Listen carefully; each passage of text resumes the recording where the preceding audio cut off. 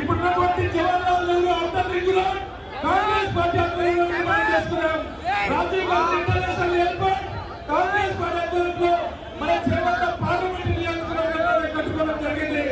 అదేవిధంగా హైదరాబాద్ ఐఐటి కూడా మన శంకర్పల్లి పక్కనే కంది దగ్గర సంగారెడ్డి దగ్గర ఆ రోజు కాంగ్రెస్ ప్రభుత్వంలో నెలకొల్పుకున్నాం.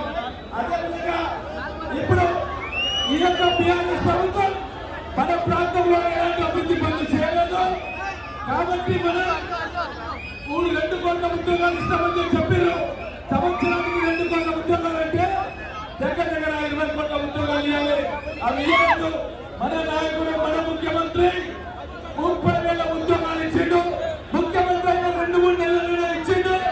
అదేవిధంగా 6 పథకాలను ముందుకు తీసుకెళ్తున్నటువంటి ముఖ్యమంత్రి 15 ఆగస్టు రోజు 2 లక్షల రూపాయలు రైతాంగానికి అంతా కూడా విడుదల చేస్తామని స్పష్టమైన హామీ ఇచ్చినటువంటి నాయకుడు తన గౌరవ ముఖ్యమంత్రి రేవంత్ రెడ్డి గారికి ఇప్పుడు మన పార్లమెంట్ సభ్యులు డాక్టర్ రంజిత్ రెడ్డి గారిని మాట్లాడాల్సిందిగా కోరుతున్నాం.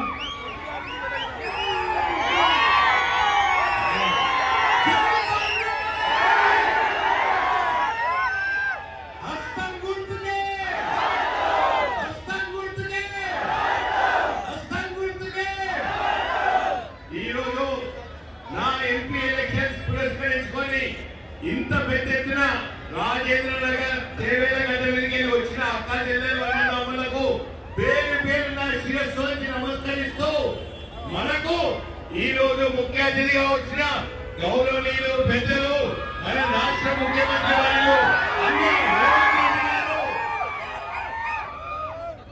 మన పరిగి ఎమ్మెల్యే విమానబాబు పిసిసి అధ్యక్షులు అన్న సోదరుడు గౌరవనీయులు రామ్మోహన్ రెడ్డి గారు, చెల్లా నరసింహారెడ్డి గారు, గౌరవనీయులు మనోహర్ రెడ్డి గారు, స్థానిక రాజేంద్ర నగర్ నియోజకవర్గ ఇన్ఛార్జ్ అన్న కస్తూరి నరేందర్ గారు, పెద్దలు గౌరవనీయులు వికారాబాద్ జిల్లా శాసనసభ్యులు పెద్దలు మన లెజిస్లేటివ్ అసెంబ్లీ స్పీకర్ గౌరవనీయులు ప్రసాద్ కుమార్ గారికి, బి భరతలకు,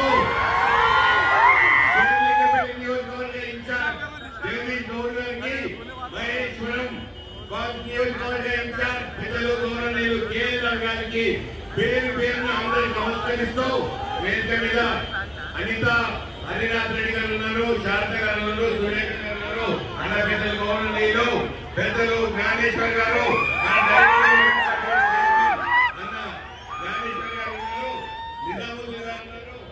వేదిక మీద పారిజాత లక్ష్మణరెడ్డి గారు ఉన్నారు, సుజాత గారు ఉన్నారు. వేదిక మీద పేరు పేరున ప్రతి ఒక్కరికి శ్రీకాంత్ గారు అందరికీ నమస్కరిస్తున్నారు. ఈ రోజు అప్పటికెళ్ళి మనం పాట వింటున్నాం. 3 రంగుల జెండా పట్టుకొని ఆ రోజు ఒంటరిగా బయలుదేరి ఇంత పెద్ద కాంగ్రెస్ కుటుంబ సభ్యులను ఒక తాటిని తీసుకొచ్చి తెలంగాణ రాష్ట్ర పగ్గాలు చేపట్టిన తర్వాత వచ్చిన ఈ ఎలక్షన్లకు ఇంత పెద్ద కాంగ్రెస్ కుటుంబ సభ్యులు ఉండడం రేవంత్ అన్న ఆ రోజు మీ గుండెలో ధైర్యం నింపాడు. ఇవాళ మీరందరూ ఇవాళ రేవంత్ అన్న గుండెల్లో ధైర్యం నింపి మేమున్నా మీతో చాలా చాలా సంతోషం. ఇక రాబోయే ఎలక్షన్స్ ఎంపీ ఎలక్షన్స్ చాలా క్లిష్టమైనవి, కీలకమైనవి. ఎందుకంటే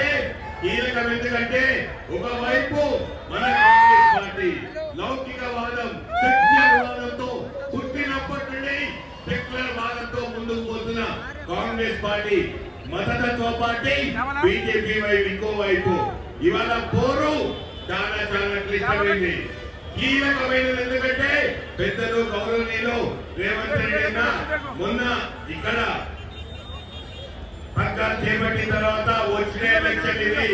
మనమందరం చేయి కలపాలి, చెయ్యిని బలపరచాలి. అందరూ కాంగ్రెస్ పార్టీ అభ్యర్థులు గెలిపిస్తే అన్నకు బలం చేకూరుతుంది. ఆ బలంతో ముందుకు పోతాడు. మనకు కావాల్సిన నిధులు మేము తీసుకొస్తాం. ఎందుకంటే 6 గ్యారెంటీలు అమలు చేస్తా అని 4 గ్యారెంటీలు అమలు చేసిన రేవంత్లకు అందరూ కృతజ్ఞతలు చెప్పుకుంటున్నారు.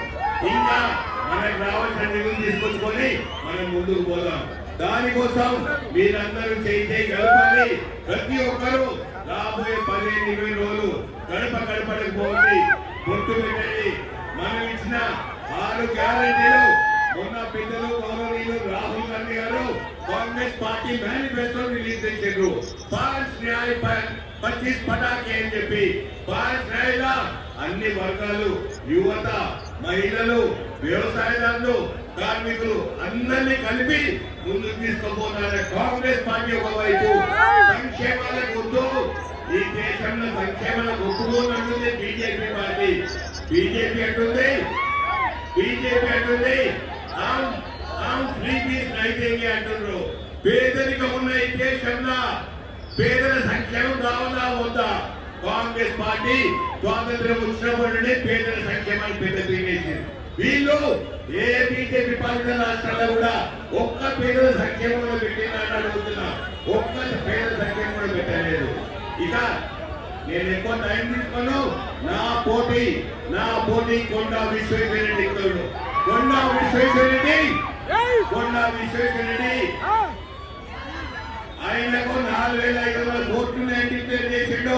ఆయన చాలా బంగారం ఉందంట. కానీ చేవేల ప్రజలు, అక్క చెల్లెల నలుగురు అందరూ నన్ను బంగారు కొండ మా రంజితన్న అంటున్నారు. నేను గత 5 సంవత్సరాలు మీకోసం, ప్రజల మధ్యలో మీకోసం విద్య పరంగా, వైద్య పరంగా, సంక్షేమ పరంగా ప్రతి ఒక్కరు నా ఇంటికి వచ్చిన ఆదరించిన, గౌరవించిన, ఇంత ఛాయ్ తాగిపించిన, పెళ్లికి వచ్చిన, చావుకు వచ్చిన ఆ విశ్వేశ్వరరెడ్డి ఇంటికి వస్తే అపాయింట్మెంట్ తీసుకొని అడుగుతుందట.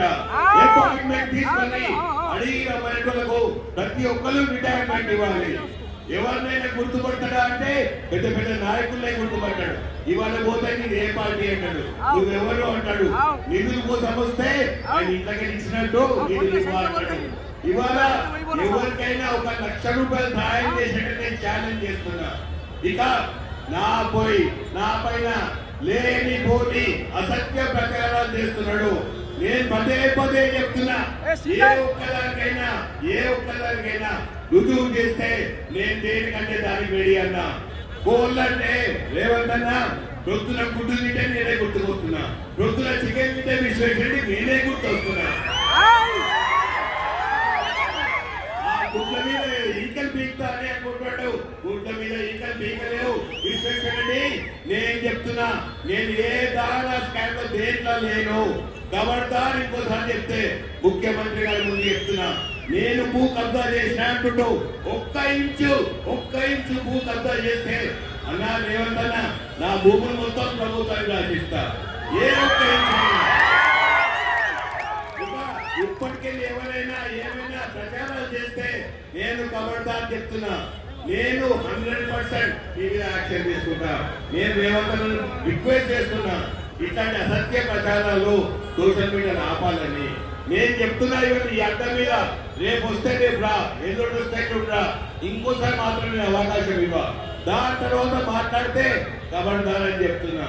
ఇక అన్నకు టైం అవుతుంది, చాలా మాట్లాడేది ఉంది. నెక్స్ట్ మీటింగ్ లో మాట్లాడుకుంటా. మీరందరూ వచ్చే మే 11 ఎలక్షన్ ప్రతి ఒక్కరు బయటికి రావాలి, అత్యధికంగా ఓట్లేయాలి, నన్ను ఆదరించాలి, హస్తం గుర్తు ఓటేయాలి, కాంగ్రెస్ పార్టీకి పక్కా చేపట్టాలి, రాహుల్ గాంधी प्रधानमंत्री చేయాలి. लास्ट मिनट मेरा मुसलमान भाई बहनों को 75 साल हुआ आजादी आके आज भी संविधान के बारे में हम बात कर रहे। संविधान का रक्षा करना अपना फर्ज बनता। आप सब लोग मेरे तेरा को बाहर आइए, फर्ज बनता बोल के आइए। इतने घंटे से इधर इंतजार कर रहे, उस दिन भी वोटिंग में बड़ी लाइन है तो भी वाड़ी खड़े होके अपना ताकत क्या दिखाएंगे, अपना संविधान को बचाएंगे। पर तब लोग बाहर आना, तब लोग बाहर आके जितना वोटिंग परसेंटेज बढ़ा लिए तो हम अपने भविष्य के लिए, हमारे बच्चों के लिए हमारी देखभाल कर सकते। मन पिల్లల కోసం, మన పిల్లల భవిష్యత్తు కోసం, మన బతుకుల కోసం అందరూ చేయి కలపాలని చెప్పుకుంటూ నాకు ఈ అవకాశం ఇచ్చిన ప్రతి ఒక్కరికి కృతజ్ఞతలు తెలుపుతున్నాను. జై కాంగ్రెస్.